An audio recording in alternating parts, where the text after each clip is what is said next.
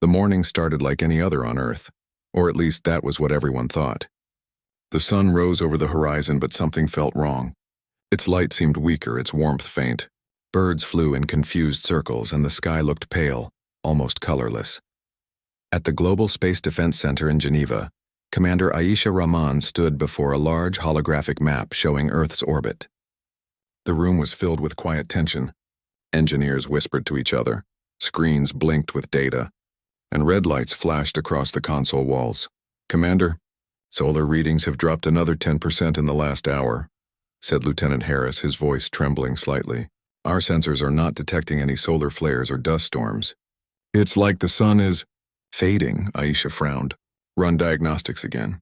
Maybe it's a sensor failure." "We did, ma'am," replied Harris. 3 times. "It's not the instruments." Aisha turned to face the main screen. The live feed from the Helios satellite array showed a chilling sight. The sun, once a golden sphere of fire, was dimming at its edges.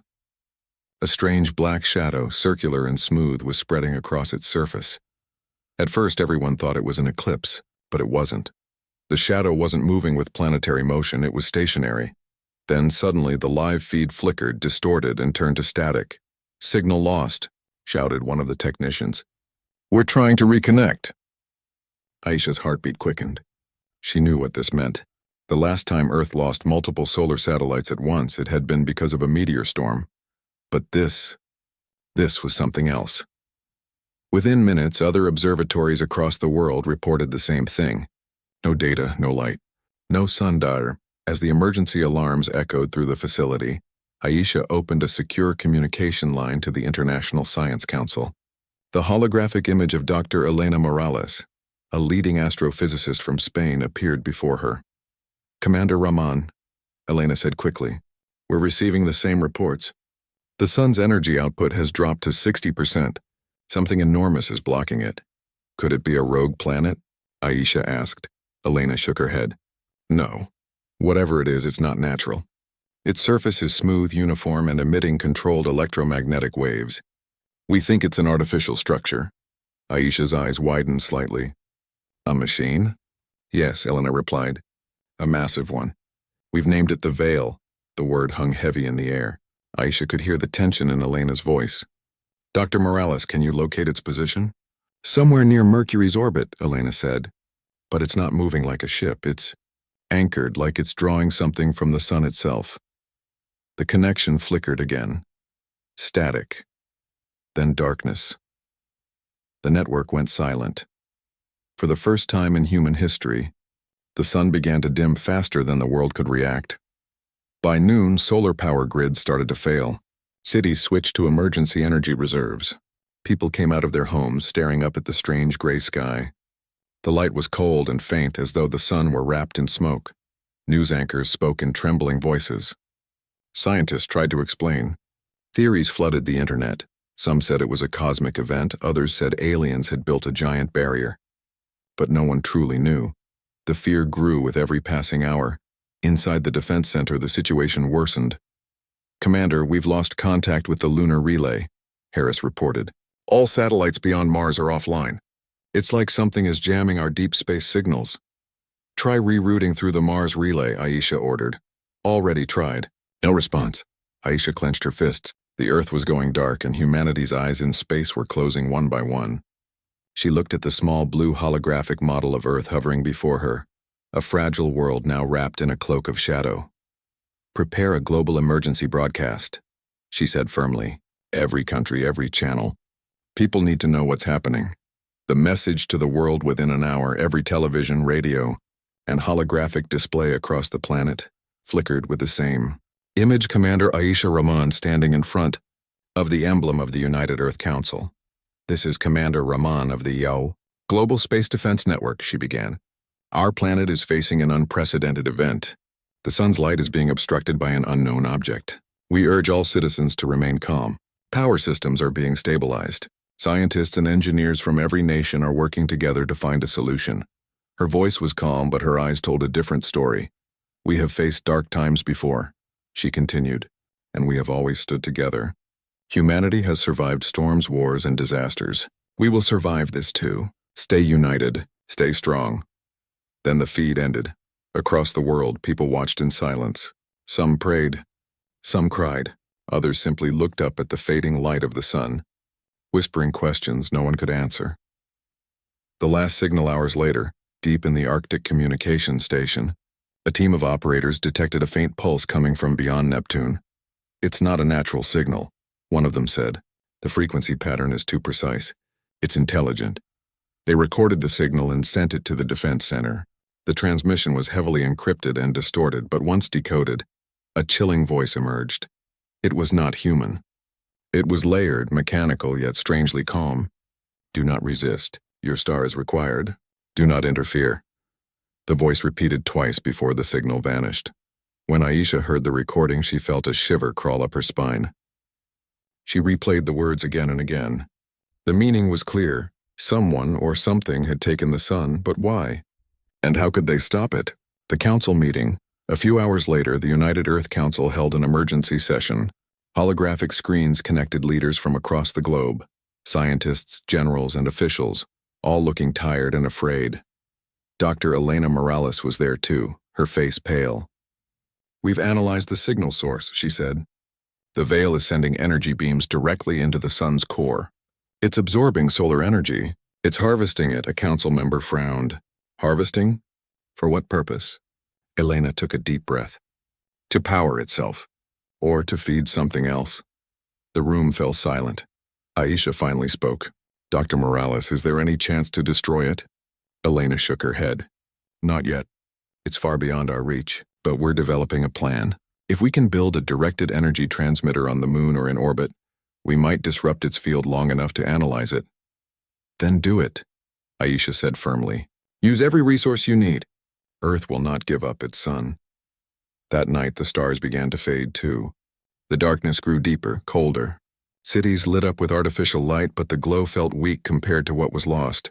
People started wearing heavier clothes as the temperature dropped across continents. Children asked their parents when the sun would come back. No one had the heart to answer, but beneath the fear, something else was rising, a sense of unity. For the first time in decades, every nation worked together. Rivalries vanished. Scientists shared secrets once locked behind governments. Humanity, once divided by borders, now faced the same endless night. They refused to surrender. If the universe thought Earth was weak, it would soon learn otherwise.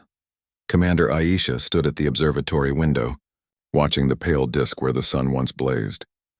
Her reflection looked back at her, tired but determined. She whispered quietly to herself, "You can take our light, but you will never take our will." Behind her, the sound of engineers typing echoed through the command center. Plans were being drawn, satellites reactivated, and new energy weapons designed. The war for the sun had begun, and humanity was ready to fight, not with hate, but with hope. The world had fallen into silence. It had been 3 days since the sun began to fade, and the light that reached Earth was only a pale reflection of what it used to be. The once blue sky now looked gray and tired. Shadows stretched endlessly. The warmth people took for granted was gone. But even in this strange twilight, humanity refused to stop fighting. The frozen morning commander, Aisha Rahman, stood on the balcony of the Global Defense Center, looking over Geneva. Snow had started falling again, though it was not winter yet. The city lights flickered weakly in the mist. She could see people below, families hurrying home. Wrapped in layers of clothing, the air felt heavy, cold, still. "Temperature has dropped another 5 degrees since midnight," said Lieutenant Harris, joining her with a report tablet. "Power grids are running on reserves. Solar stations are useless. We've switched most cities to fusion backup." Aisha nodded. "And the signal from the veil?" Harris shook his head. "Nothing new, ma'am. Just silence," Aisha exhaled slowly. Silence was worse than noise. Silence meant the enemy was watching. She looked up at the gray sky where the faint circle of the sun glowed dimly behind the strange dark layer. It felt unreal, like the world was inside a giant shadow. "Keep monitoring everything," she said quietly. "If the veil moves even a little, I want to know first." "Yes, Commander," Harris replied. As he left, Aisha stayed there for a while, staring at the horizon. The lightless dawn reflected in her eyes. Deep down, she wondered, how long could Earth survive without the sun? The underground base far below the surface of the Alps, a secret laboratory had come back to life.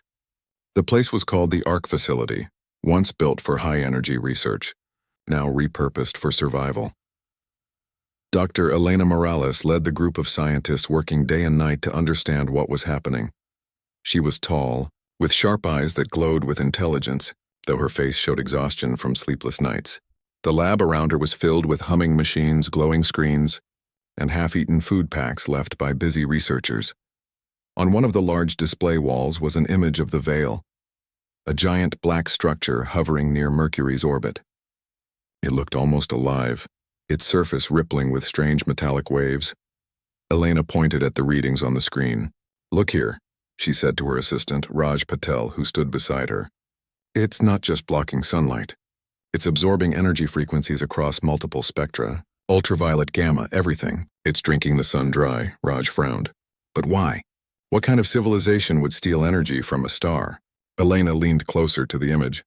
"A civilization that depends on it to live, or a machine built to feed on it."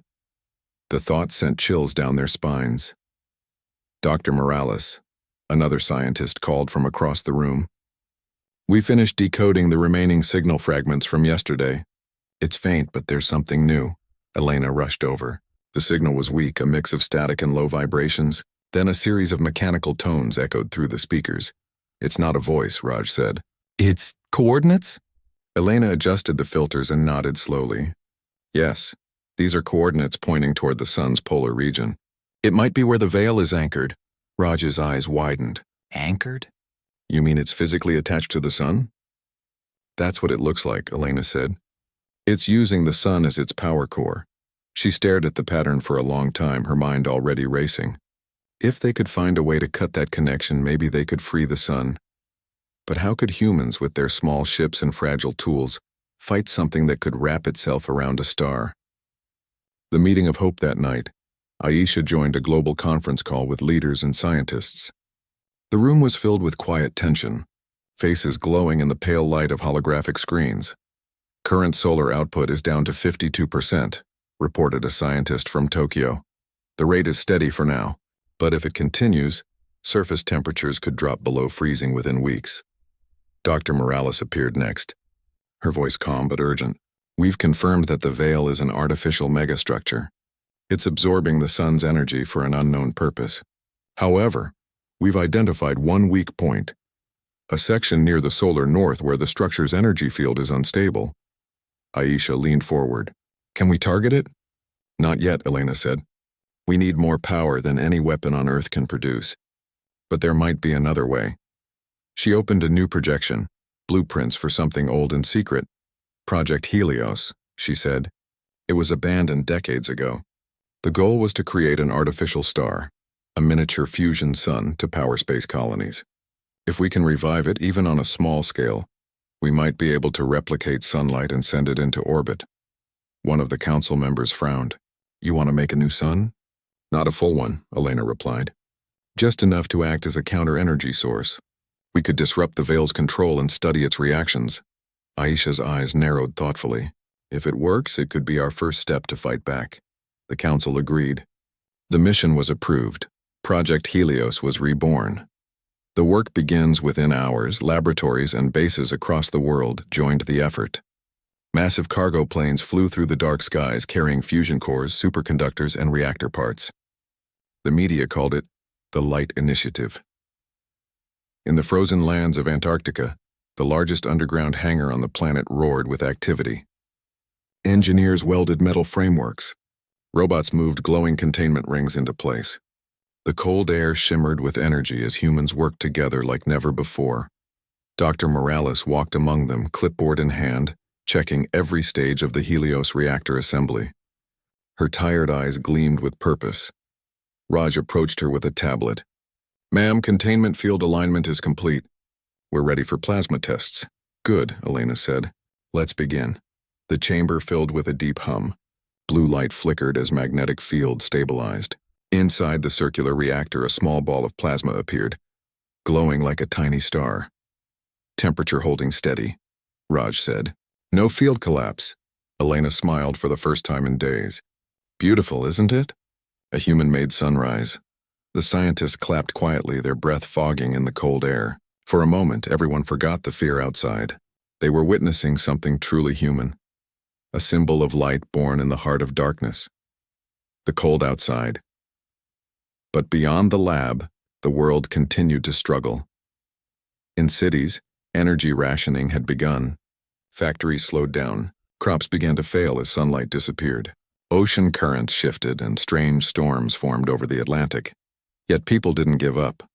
Neighborhoods shared food, families gathered by old heaters, and children drew suns on walls to remind everyone that warmth would return someday. Humanity was learning again what it meant to depend on one another. The first light. 3 days later, the Helios team was ready to begin the first full ignition test. The world watched live through emergency broadcast networks. Helios controlled all stations. Raja's voice echoed. Countdown commencing. 5, 4, 3, 2, 1. The base shook as the reactor came alive. A surge of golden light burst through the containment field, filling the underground chamber with warmth. The engineers cheered. Data screens flashed green. Power readings soared higher than expected. "We did it," shouted a technician. Dr. Morales stepped forward, tears shining in her eyes. "We just gave light back to Earth." As the Helios reactor stabilized, special orbital mirrors began reflecting its glow into the upper atmosphere. For the first time since the blackout, faint rays of golden light touched parts of the Earth again. People across continents stepped outside and looked up. The light was not as bright as the real sun, but it was human light. It was hope made visible. The silent reaction back at the Global Defense Center. Aisha watched the readings closely. "Any movement from the veil?" she asked. "Negative, ma'am," said Harris. "It's quiet." Aisha didn't like that silence. She turned toward the main screen showing the sun. For a brief moment, the dark surface of the veil rippled, almost as if it noticed what humanity had done. "Stay alert," Aisha ordered. "If they see our light, they might respond." Far away, beyond the frozen void, the shadowed structure began to tremble. Hidden sensors blinked deep within its black surface. A faint signal, almost like a whisper, drifted through space. Observation resistance detected. Protocol escalation required. The veil began to move. The world was still dark, but now there was light again. A small human-made glow spreading through the clouds like the first sign of dawn. The Helios reactor had worked. The warmth it produced gave people courage. Yet even as hope returned, something else was waking far beyond the stars. The calm before the storm. It had been 2 days since the Helios project came online. Across the world, life began to adjust to the faint warmth it provided. Crops that had started to die were slowly recovering under the artificial light. In the Global Defense Center, Commander Aisha Rahman watched a large screen showing the Earth's temperature chart. The line, which had been falling sharply for days, was finally stable. Her second-in-command, Lieutenant Harris, entered the room with a small smile. "Ma'am, the reports are coming in. People are calling it the second sunrise." Aisha allowed herself a brief smile, too. "They deserve it. The world needs something to believe in." But her expression quickly grew serious. "Any updates on the veil?" Harris hesitated. "No direct movement, but energy readings have changed. It's absorbing less now. Almost as if it's observing us." "Observing?" Aisha repeated. "You mean it knows we created our own light?" "That's what it looks like," Harris said quietly. "It's watching Helios." Aisha looked at the sky through the large glass wall of the control room. The pale glow of the artificial light shimmered faintly. Somewhere out there, beyond sight, something vast and unknown was staring back. The message from the dark at the same time. In the Antarctic Helios facility, Dr. Elena Morales was studying data from the reactor. She had barely slept since the ignition. Her hair was tied back messily and her eyes were red, but her mind was sharp as ever. "Raj," she called to her assistant, "check the cosmic frequency monitors again. I want to be sure there's no feedback from the veil." Raj nodded and adjusted the settings on the console. Still no signs of energy interference. Before Elena could respond, one of the monitors flickered. A soft rhythmic pulse began to echo through the speaker, a repeating sound, deep and mechanical. "What is that?" Raj asked, eyes widening. Elena turned toward the sound analyzer. "It's a transmission. Origin, outer solar orbit." The pulse grew stronger, then formed into a clear pattern. 3 beats, a pause, then 3 more. Slowly it changed, transforming into words. A calm, layered voice filled the lab. This message is directed to the species inhabiting the 3rd planet. We have detected unauthorized stellar reconstruction. Cease all artificial light emissions. Do not resist. Your system is under reclamation. Everyone in the lab froze. The words echoed through the cold room like thunder. Raj whispered, "They're talking to us." Elena's heart pounded. She pressed the communication link to the defense center. "Commander Rahman, this is Dr. Morales," she said quickly. "We've received another message from the Veil. The council convenes within an hour. A global meeting was called." Holographic images of leaders, scientists, and officers appeared around a large circular table. The air was thick with tension. Dr. Morales replayed the message for all to hear. The alien voice repeated its warning, cold and emotionless. When it ended, silence filled the room. "It knows we made Helios," said a scientist from India. "It's not just observing," added a representative from Japan. "It's monitoring every energy source on Earth." Commander Rahman stood straight, her voice steady. "They want us to stop because they see our light as a threat. That means it works." The room murmured in agreement. Dr. Morales looked uneasy. "But we don't know what they are capable of. If we anger them, they might—" "They already took our son," Aisha interrupted. "If we stop now, we surrender everything. Humanity doesn't bow to shadows." Her words brought quiet strength to the room. The fear in people's eyes began to fade, replaced by determination. Elena nodded slowly. "Then we continue Helios, but we'll need to shield it. The Veil may try to interfere." The silent sky over the next few days, Helios ran at full power. The artificial light grew brighter, spreading through Earth's upper atmosphere like a golden halo. Plants began to grow again, ocean ice started to melt, and energy grids stabilized. But the sky was never fully clear. High above, faint ripples in space were detected. Invisible to the naked eye, but clear on radar.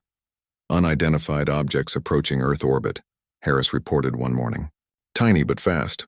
Aisha leaned over the console. "Can we identify them?" "Not exactly. They're not meteors or satellites, they're machines." The objects entered the atmosphere at high speed. Military stations around the world tracked them. When they slowed down, everyone saw what they were. Small, black metallic spheres, each about the size of a car, glowing faintly with blue lights. "They're probes," Harris said. "They're scanning Helios." "Send intercept drones," Aisha ordered. Drones from several nations launched into the sky, racing toward the strange objects. Cameras streamed live feeds, the black spheres floating silently in the air, reflecting nothing, moving with impossible grace. When one of Earth's drones tried to get close, the sphere emitted a short pulse of light. The drone froze mid-air, its systems shutting down instantly. "What just happened?" shouted an operator. "Electromagnetic disruption," Harris said. "They disabled it without touching it." The probes then turned one by one, facing the same direction, toward the sun, before shooting back into space and vanishing from radar. The room went silent again. "They were watching us," Aisha said quietly. "And now they're reporting back." The Discovery, meanwhile, deep inside the Helios lab, Dr. Morales was studying the energy readings from the probe's visit. She noticed something strange. The same pattern of pulses repeated in their movements matched the earlier alien message. Raj looked over her shoulder. "Are they trying to communicate again?" "Maybe," Elena said softly, "but not with words. They're sending data through light." She enhanced the signal and decoded the energy sequence. What appeared on the screen made her step back in shock. It was a map, a star map showing thousands of systems, all marked with the same dark symbol that represented the Veil. But near the center of the map, a single bright point was highlighted. The sun. Raj swallowed hard. "So many systems. All taken?" Helena nodded slowly. "They've done this before. We're not the first world they've taken light from." Her heart sank. The Veil wasn't just a weapon. It was part of something far larger. Human resolve. That night, Commander Rahman stood alone in the control room, looking out at the dim sky. She had read Elena's report. The Veil had consumed other stars before. Entire solar systems turned cold and lifeless. But this was Earth. This was humanity. And humanity had never given up easily. Aisha turned to the engineers behind her. Begin preparations for Phase 2 of Project Helios. I want orbiting reflectors built. If we can direct more energy into space, maybe we can strike the Veil's weak point. Harris hesitated. Ma'am, that could provoke them further. Aisha's voice was calm but fierce. Then let them be provoked. We've lived under the sun's light since the beginning of time. We won't let anyone steal it. Her words spread through the ranks. Across the world, people worked harder. Engineers designed orbital mirrors. Pilots trained for deep space missions. And scientists developed new energy weapons powered by Helios light. The world that once depended on the sun was now learning to create its own. The final transmission. 3 days later, a final message came through every communication channel on Earth. It was the same voice as before, mechanical, layered, and calm. You were warned. The reclamation will begin. Your light will be absorbed. You cannot stop the process. But this time the voice ended differently. Prepare for correction. Then the transmission cut off. Moments later, space telescopes detected movement. The veil had begun to expand, its dark tendrils reaching outward, slowly spreading toward Earth's orbit. Alarms blared across command centers. Engineers rushed to activate the Helios orbital mirrors. Commander Rahman stood tall, her eyes fixed on the live feed of the massive black structure crawling toward their sun. Tell every station on Earth, she said firmly. The time for fear is over. The veil wants to reclaim the light. She paused, her voice steady and filled with courage. But humanity will defend it. Outside, the artificial sun of Helios burned brighter, casting golden rays across the dark sky, a human-made promise that the fight had only just begun. The world had entered its second week of darkness. Cities that once glittered with life now shone faintly with artificial light. People learned to live under the shadow of a missing sun. But even as the cold deepened, the spirit of humankind grew stronger. Deep under the frozen lands of Antarctica, a secret research base came alive. Once abandoned due to extreme weather and old treaties, it now became the center of humanity's greatest hope. Project Helios. A new dawn beneath the ice doctor. Elena Morales stood before a massive glass chamber, watching the soft flicker of plasma swirl within. Around her, engineers worked tirelessly, adjusting controls, checking readings, and updating energy routes. Every corner of the base hummed with life. She looked exhausted, but her eyes glowed with determination. We can do this, she said quietly, her breath forming a mist in the freezing air. Dr. Morales, said her assistant, Arjun Patel, handing her a tablet filled with numbers. If we push the fusion levels any higher, we risk losing containment. The last attempt already melted half the lower conduits. Elena nodded. Yes, I know. But without sunlight, the surface temperatures will drop below survival levels within 3 days. We have no choice. The Helios reactor must be activated even if it's unstable.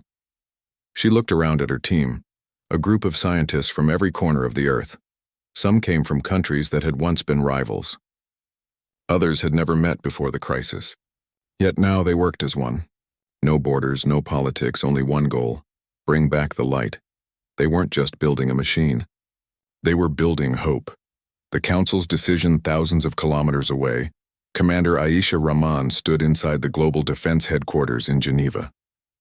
Around her sat the Earth Council, leaders of nations, heads of agencies, and scientists from the United Research Union. The air was tense. Every person in the room knew that time was running out. The veil is still active, said General Ito from Japan. Its structure continues to absorb light and radiation. We can't reach it with our current technology. Commander Rahman stood firm. Project Helios might be our only solution. If we can generate an artificial solar field, we could weaken the veil's energy hold. Some council members exchanged doubtful looks. President Caldwell from North America leaned forward. Commander, are you saying we can create a new sun? Not a full sun, Rahman replied, but something powerful enough to break the darkness. It will require all remaining energy reserves on Earth. Every reactor, every fusion plant, every satellite. But if it works, we can light up the planet again. There was silence. Then Dr. Morales appeared on the screen from the Antarctic base. Her voice was calm but steady. Leaders of Earth, she began, Project Helios is ready for activation. We will attempt ignition in 48 hours. But once we start, we cannot stop. The process will either succeed or destroy the facility completely." The council members looked at each other. Finally, Commander Rahman said, "Then we give you the go signal." "Do what must be done," Elena nodded. "Understood." The preparation 2 days later, the Antarctic base was filled with nervous energy. Engineers sealed the outer layers of the containment chamber. Plasma conduits glowed like veins of light across the frozen walls. Outside, the storm howled against the dome, snow swirling endlessly in the dark sky. Dr. Morales checked every reading twice. Her assistant Arjun stood beside her, voice trembling slightly. "Ma'am, are you sure this is safe?" "No," Elena said honestly. "But safety is not our goal today. Survival is." She looked at a small photo taped to her control screen, her family standing under a bright summer sun. That memory gave her strength. At 2100 hours, the final preparations began. The reactor's core began to hum. A deep vibration echoed through the metal floor as power lines carried energy from all over the planet, redirected by the global grid network. From orbiting satellites to deep-sea reactors, humanity was channeling everything it had into this one moment. The world was silent, waiting. Ignition inside the control chamber, red warning lights flashed. A robotic voice announced, "Helios ignition in T-minus 60 seconds. The scientists took their stations. Dr. Morales raised her hand to the communication link. "This is Elena Morales, lead scientist of Project Helios. To everyone listening across the planet, we are about to ignite the artificial solar reactor. Whatever happens next, remember, humanity never gave up." The countdown began. 5, 4, 3, 2, 1. She pressed the ignition key. The base shook violently. A deep rumble filled the underground chambers. The plasma inside the core flared white, then golden. Streams of light burst through the containment glass, filling the room with brilliance. "Containment holding at 70%, shouted Arjun. "Push to full capacity," Elena ordered. The light grew brighter, so bright that everyone had to shield their eyes. The ground trembled as if the planet itself was awakening. On the surface, the storm clouds broke apart. A golden beam of light pierced through the sky, spreading across the frozen land. The world gasped. People from every city, every country stepped outside to see the new glow in the distance. A soft, human-made sunrise breaking through the endless dark. For the first time since the sun disappeared, there was light. The unknown response at the Global Defense Headquarters. Commander Rahman stood before a massive screen showing satellite readings. The Helios reactor's energy output was stable. The temperature on the planet was slowly rising. The people cheered. But then something strange appeared on the radar. "Commander, we're detecting movement near the outer orbit," said an officer. Rahman frowned. "Movement? From where?" "From the veil," the officer replied. "It's changing position." A holographic display showed the black structure shifting slowly. It pulsed with faint light as if it had noticed the new energy source. "Is it reacting to Helios?" Rahman asked. "Yes, ma'am. It's aligning directly toward Earth." The room fell silent. Everyone stared at the display as the alien structure began to pulse faster, glowing like a living shadow. "They know," Rahman said quietly. "Whatever they are, they've seen what we've done." The heart of courage back in the Antarctic base, Dr. Morales monitored the core carefully. Her readings showed strange fluctuations. "Something's interfering with the reactor's field," Arjun reported. "Energy spikes are irregular." Elena adjusted the controls. "Keep the field balanced. We can't lose stability now." But deep within her heart, she knew the truth. The veil was responding. It was feeding on the light they created. Yet she refused to stop. "Increase output to 100%, she ordered. Arjun looked shocked. "That could destroy us." "It could save the world," she replied firmly. "Trust me." The engineers exchanged uncertain glances, then obeyed. The core blazed even brighter, the sound growing to a deep roar. The walls vibrated. The snow outside melted into steam. Far above in space, the veil's outer shell began to tremble.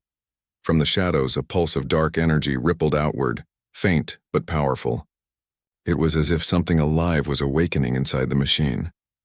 The light fights back. The next few minutes were chaos. Power lines overloaded, alarms screamed, and plasma levels spiked beyond control. "Elena," Arjun shouted. "Containment breach in Sector 4.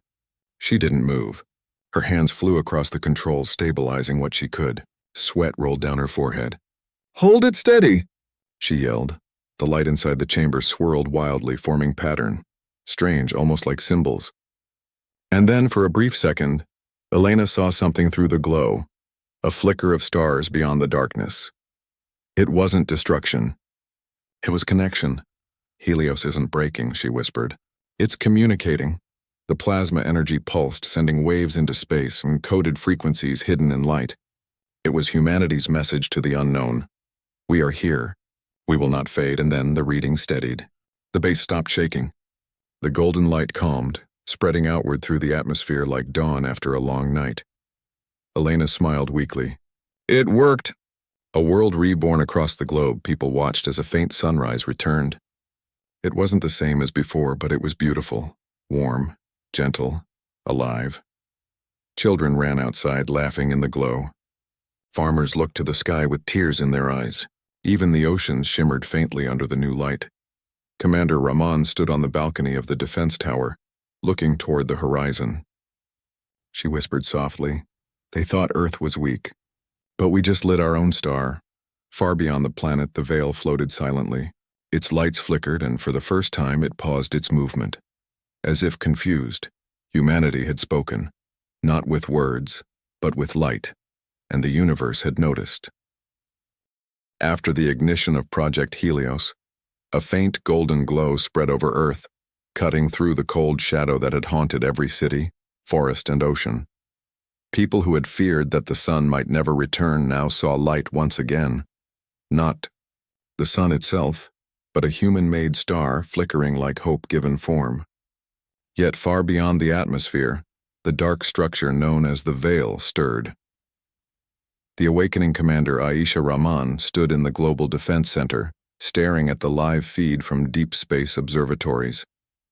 The Veil had paused its movement after Helios came online. For hours it seemed frozen, its black surface rippling like liquid metal. "Do we know what it's doing?" Lieutenant Harris asked, standing beside her. "Observing," Aisha replied. "It's studying our light. It doesn't understand us yet, but it knows we're fighting back."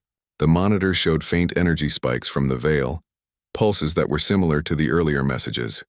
Mechanical, calm, but now more frequent. "It's learning," Harris said quietly. "We're teaching it that Earth will not give up its sun." Aisha nodded. "Then we must teach it more."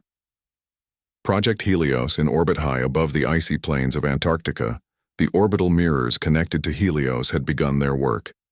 They reflected the reactor's light into the sky, forming golden beams that stretched toward space. Dr. Elena Morales monitored every energy channel, her eyes glowing from the reflection of the plasma on the glass walls. "The orbital grid is holding," she said. "We've amplified the light enough to reach the Veil's outer surface. It's absorbing our energy, but now it's also receiving encoded signals hidden in the light."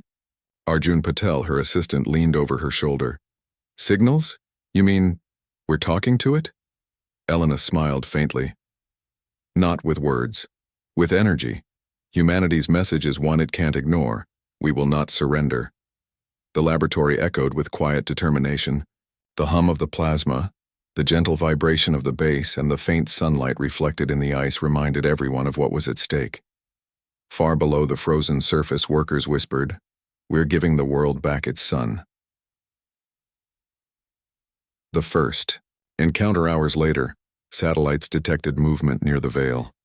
The massive structure, which had seemed immovable, began to shift its tendrils slowly toward the reflected beams of Helios light. "It's trying to feed," Harris said, pointing at the live display. "It's absorbing our artificial sunlight." Aisha's voice was steady. "Let it try. Every beam we send is more than light. It carries information, patterns, and energy pulses. Helios isn't just power. It's our will." The Veil's surface rippled violently, and for the first time, fragments of black metal started breaking away. Small pieces of its armor floated into space, scattering like metallic dust. Dr. Morales' eyes widened. "The Veil is weakening. Our light is forcing it to absorb more than it can process." "Yes," Aisha said firmly. It's learning the wrong lesson, that humans will fight. The planet responds. On Earth's surface, people felt the change. The artificial sunlight of Helios touched forests, deserts, and oceans. Temperatures rose slightly. Crops perked up under the warm glow. Animals came out of hiding, sensing the return of energy. Children laughed in the streets, pointing at the golden light above them. Farmers stopped their shovels and stared skyward. Every living thing that had suffered through days of darkness now felt warmth again. Even the wind seemed lighter, carrying hope across continents. Commander Rahman watched the weather reports. The world is waking, she said softly, and humanity is standing taller than ever. The heart of courage in Antarctica, the Helios control room, was alive with activity. Every monitor tracked energy levels, satellite relays, and the fragments of the veil. Suddenly alarms blared. One of the orbital mirrors detected a new energy pulse, larger, coordinated, and precise. The veil is responding, Arjun said, worry in his voice. It's not just passive, it's trying to push back. Elena's fingers flew across the controls. We've anticipated this. Redirect more energy into the beam. Focus on its weak points near the edges of the structure. The light intensified, reflected through multiple mirrors, forming a web of golden brilliance aimed at the veil. The fragments began to break apart faster. Through the glow, Elena saw something extraordinary. Patterns forming on the fragments, almost like circuitry adjusting to absorb the energy. It was alive, yes, but vulnerable. We are not just fighting it with power, Elena whispered. We're teaching it. Every pulse tells it, Earth will not bow. The turning point hours passed as the struggle continued. The veil, massive as it was, could not contain the human ingenuity focused upon it. Helios's light carried more than warmth. It carried coordination, strategy, and persistence. Then the first major breakthrough came. One of the metallic tendrils of the veil overextended as it tried to absorb a concentrated energy beam. The structure wobbled and fractured at that point, revealing an interior lattice that glowed faintly with a blue energy. Look, shouted Arjun, it's breaking apart. Dr. Morales adjusted the frequency signals embedded in the light. Keep it steady. Don't let it reform. From space, the black structure began to collapse, fragment by fragment. The scattered pieces glowed as they absorbed excess energy, but eventually they floated inert, harmless in orbit. Commander Rahman's eyes glistened. Humanity did this. Our light did this. The sun returns. Then something miraculous happened. Through the dark haze above the horizon, a familiar golden disk began to shine faintly. The sun, weakened but alive, had started to re-emerge from the shadow of the veil. People across the world stepped outside, shielding their eyes. Warmth touched their skin. Rivers glimmered in sunlight. Birds took flight once again. In cities, forests, deserts, and plains, life stirred. The long nightmare of darkness was ending. Commander Rahman watched the sun rise from her observatory. They thought Earth was weak, she whispered, but they never understood what humans can do when the lights go out. The first contact, but humanity did not stop at victory. Even as the veil lay broken in fragments, signals continued to come from deep space, faint rhythmic pulses, no longer threatening, but observant. Dr. Morales decoded one of them and smiled faintly. It's not trying to attack us anymore, it's watching, learning. Aisha nodded. Then we continue. We show it who humans are, not through force but through hope, ingenuity, and perseverance.